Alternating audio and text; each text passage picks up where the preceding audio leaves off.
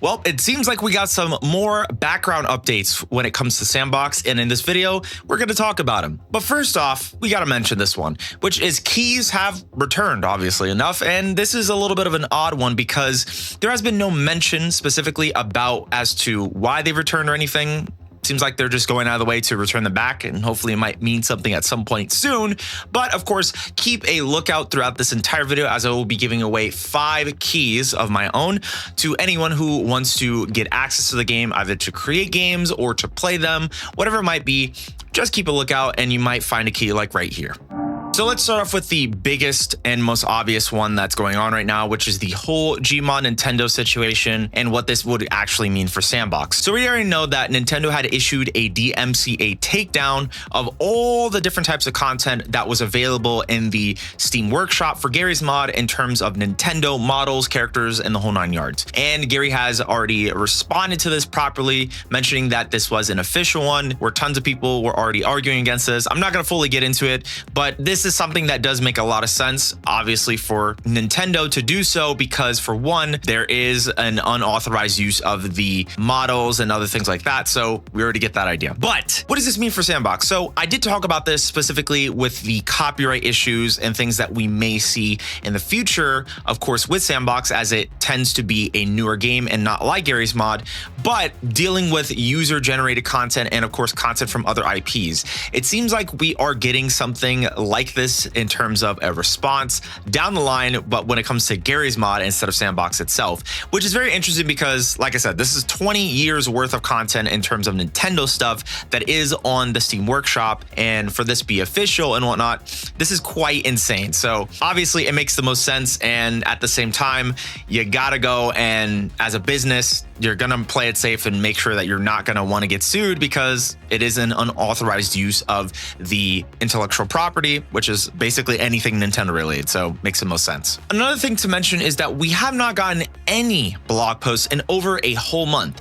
The last recent blog post that we had gotten was on March 31st when it came to announcing the Game Jam winners, and with that blog post, Gary had also talked about the future endeavors, about the development of the game, and also the inevitable release of the game at some point after the next Game Jam, which will be quote unquote soon after that. There's so much that still needs to be mentioned. It's very vague, and I definitely do understand as to why, but it makes the most sense that they are wanting to do this because he mentioned about player population counts, and of course tons of people, including some of you guys, mentioned about how the game seems very gatekeepy right now and other things like that, where basically anyone's not able to get into it, which I do want to preference. It is a developer preview. It's not meant for the public audience yet because it's very bare bones. There's not really much going on, and according to many of you that want to have access and get to play it, I definitely do understand, but of course we have to wait until the game actually does come out, or come out at a time where Face Punch feels more appropriate for basically anyone to have access to it. So I know it can be a bit more frustrating, but it makes the most sense that they are doing this because it's meant for developers. It's a developer preview.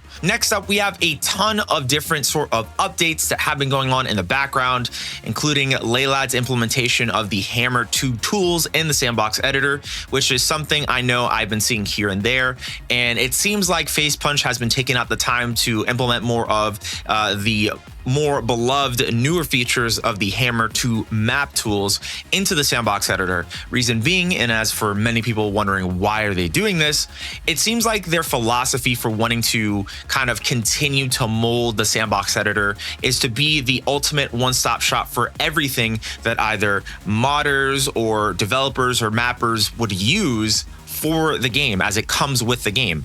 You don't need it as a separate program. It's just already there. You click to just enter it in the editor, and you could do everything that you want to within the editor.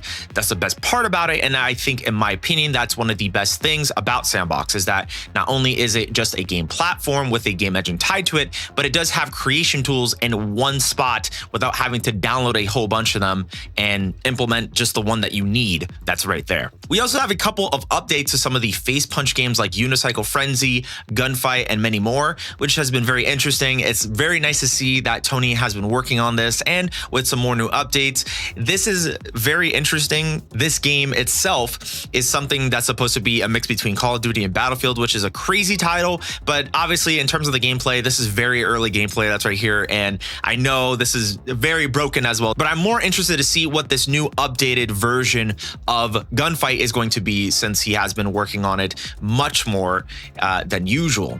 And then we got some other things like the implementation of shadow caching from CS2. Now, I do want to preference this. It's very interesting to see that Facepunch has some form of direct line with either developers or Valve themselves, since they are utilizing the Source 2 engine, but also getting major features and updates like this, where we can take advantage of certain things that are already being utilized in the Counter-Strike 2 version of the Source 2 engine, which is more updated. And being able to take advantage of these things like shadow caching, while I may not know too much about it, could relate to features of maps and how they're presented and other things like that. The implementation of this is really dope, and who knows what other sort of things that we might get graphically from CS2 that they're utilizing in terms of methods or techniques. And last but not least, hopefully we do get an update for May.